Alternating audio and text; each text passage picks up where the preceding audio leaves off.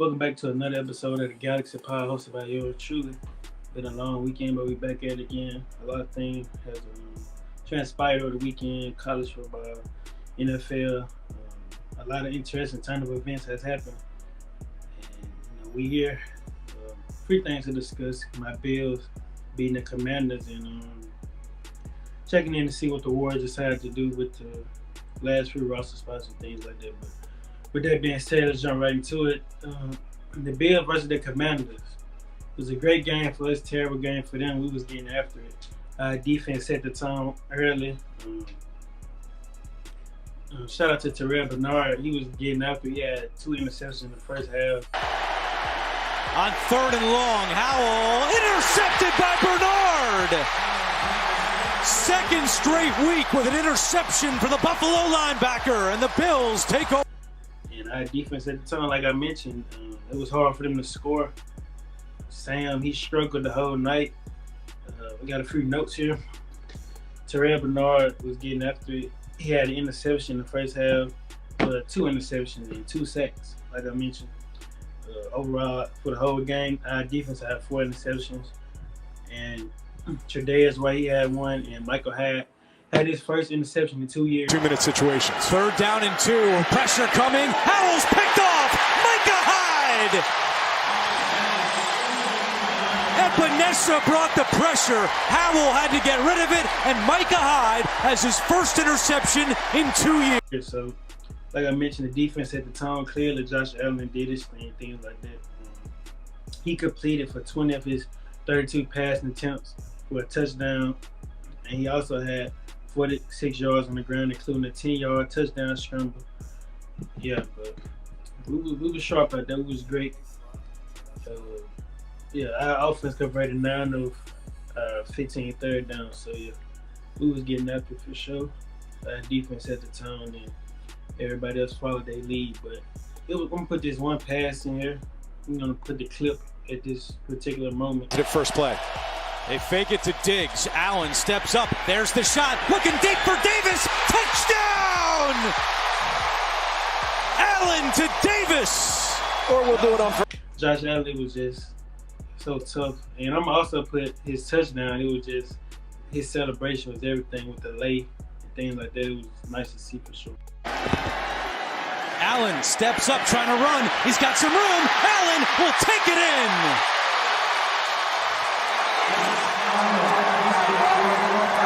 First rushing. But discussing the Commanders, Sam Howell, he struggled the whole game. Like I mentioned, credit to our defense. They set the tone early. We get after it. Overall, the whole game, he was sacked 9 times. That says a lot. Josh Allen wasn't sacked at all. So some of that is on the offense, but it could also be the quarterback holding the ball too long in some situations. And clearly other factors play a part in that, but overall for the whole game, he threw 4 interceptions, and that's terrible. It was his worst performance of the season thus far. Complete 19 of 29 passes for 170 yards. That's terrible. Like I mentioned, I keep saying a shout out to our defense. They set the tone early. We kept blitzing him, putting pressure on him, and he basically just was throwing the ball just to get out his hands real quick. And like I mentioned, some plays he did hold the ball long and things like that. But yeah, I'm proud of what we did. We gave them boys their first L of the season, so yeah, shout out to them for setting the tone early, getting after it, and we're only going to get better. Overall, the final score was 37-3. They only scored their first touchdown. Well, it really wasn't a touchdown. Their first points at the end of the game, garbage time, basically. We didn't keep our key guys out there, but yeah, we was getting after it for sure. Can't wait till this upcoming Sunday, we play the Dolphins. It's going to be a great game. The Dolphins just put a hurting on the Broncos. 20-70, got beat by 50. The Broncos got beat by 50. It was a terrible game for them. A lot of people are trashing Russell Wilson, but hey, the Miami Dolphins is just a nice team. Tyreek Hill is just so amazing at what he do. Then it's just so unstoppable and things like that. But they got after it for sure. Like they put a hurting on the Broncos, but it's gonna be a great matchup for us against the Dolphins. can't wait to get Von Miller back. I don't really know what the update is on him thus far, but he definitely should be making a return soon at some point. So yeah, but I like the way he's been performing the past 2 weeks. Clearly, week 1 was a terrible game for overall the whole team, but let alone Josh Allen himself. But the past 2 games, he has responded well. Week 2, week 3, he has been leading us in the right direction. So shout out to Josh Allen and all those guys for getting after for sure. But yeah, moving on to the Warriors. This past Friday, got some news with Dwight Howard, as I mentioned on my last video. He was a guy that we was interested in potentially signing. So I'm going to read this report from him. I've been saying this guy's name wrong the whole time. It's not Shams, it's Shams. Shams Corona from The Athletic. He said that we have elected to not sign Dwight Howard or another veteran center at the moment ahead of training camp. Basically, we want to have flexibility to sign a big later in training camp or later into the season. So when I got the information, I don't really know what direction we want to head in as far as like a big or whatever, but I don't know. But I'm going to read this other report from Anthony Slater that I read it. He mentioned an extra wing has become the Warriors' priority. Our front court thus far considers Draymond Green, Kevon Looney, Dario Saric, Trace Jackson Davis, and Usman Garuba on a 2-way. These key words I'm about to read. Trace Jackson Davis has impressed since arriving in the organization views Garuba as a young depth piece website. That particular sentence stands out to me the most because they said Trace has impressed since arriving, so maybe they, view him as a guy who can step in, 5 minutes here, 6 minutes here, give us valuable key minutes while he step on the floor. So, and also they said Garuba is a young depth piece website, which he is. I explained why I love to fit with him with our team. But yeah, overall, like I mentioned, they say a wing is a priority now. I don't have a problem with that because, you really can't go wrong with too many wings in this league. That has proven, especially the way the game has translated more so from a small ball standpoint. Like teams like to go small ball to push the pace, things like that. So you really can't go wrong with another wing. But I feel like specifically for us, I really want us to get a big, clearly this guy, whoever we do get a big, or even just who we sign for this 14, 15 spot, it's not going to impact or dictate our season on if we win a championship and things like that. But injuries is bound to happen, so you never can go wrong with that. But I will say, I want a big, just more so from the standpoint of, you look at our conference, Jokic, AD, I mentioned Steven Adams, Jared Jackson, you got Zubac, all these big guys, not from, you got Carl Towns, Rudy Gobert, not from a scoring standpoint, just, they got the advantage from a size standpoint. So, it wouldn't hurt for us to get a guy who can match that bring that physicality, be a guy who can throw out there and just, be a big body and, throw some fouls in here and there. But I would love for the side, a guy with more size and that's comfortable with accepting that, being a 14 guy, understand that you're not going to play every game. You might get 8 DNPs and things like that. But that's probably why this Dwight Howard thing didn't go well.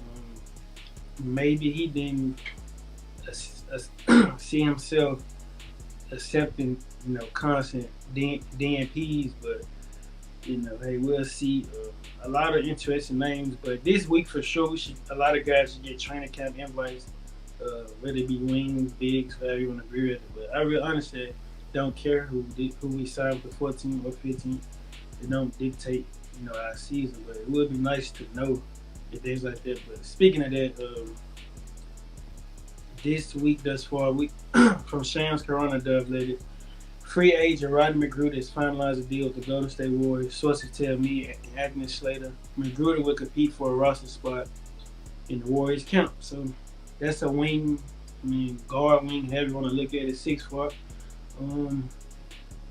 wouldn't say I love this signing, but I wouldn't say I don't like it. I mean, it's not a finalized deal. He will compete for a spot, and we'll see how it goes.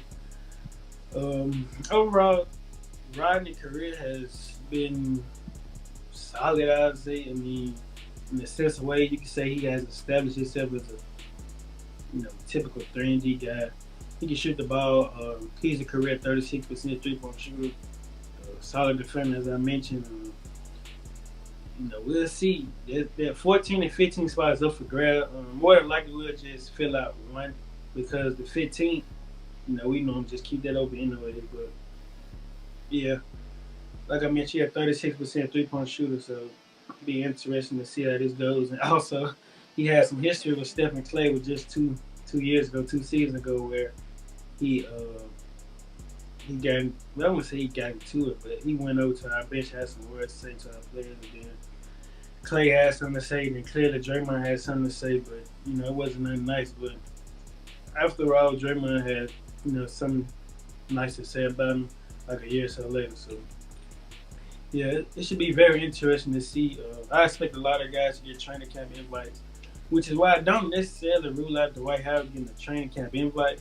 But if he don't get that, then it goes to show that something had to go wrong, because I feel like at least he could have got that, but maybe he wasn't ready to accept that role of being a 14th guy who's not really going to play as much as he envisioned himself playing. But only time will tell.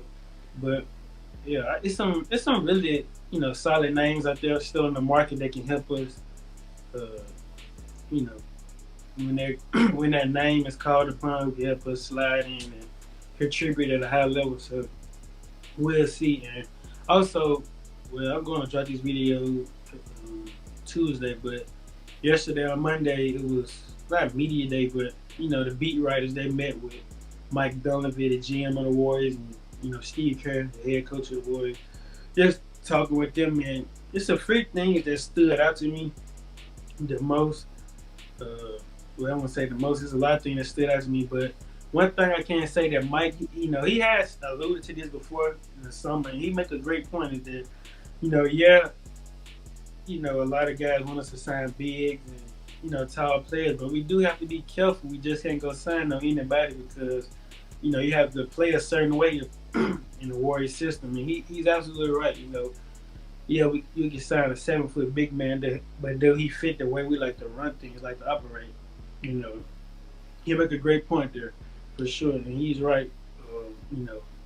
We have a lot of small guys on our team, and they fit the way we play, though.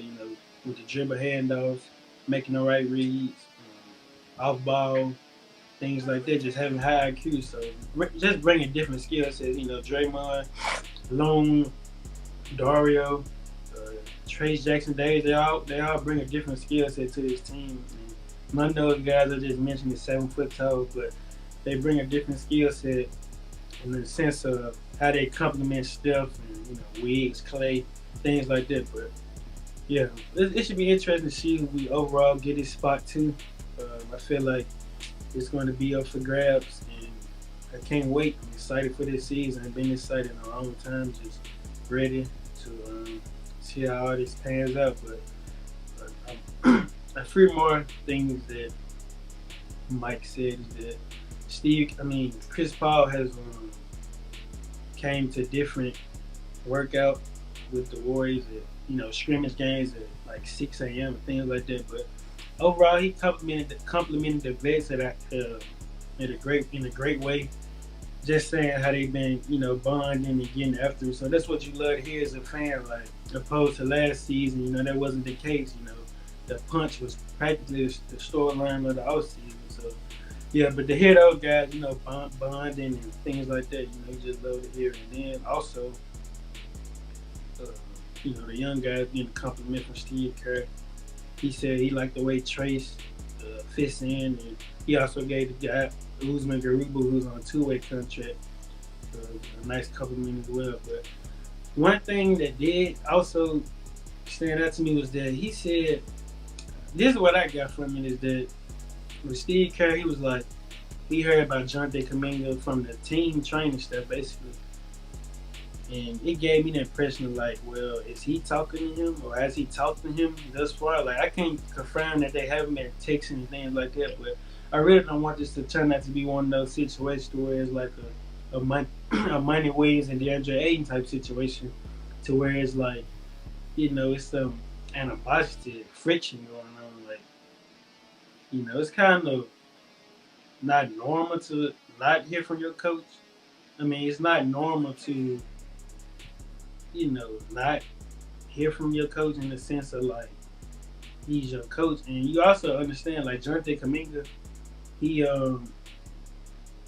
after we got put out the playoffs, he him and his agency, they got with Bob Myers, who was the former GM of the group of the Warriors, and they were saying like what Jonathan Kuminga vintage want to look like moving forward, because he was getting a lot of DMPs even in the playoffs, even in the regular season. But this is a 7th pick we're talking about, so it's like, man, you put that together with with Steve saying that the team said Jonathan been doing well this offseason. He not him saying that.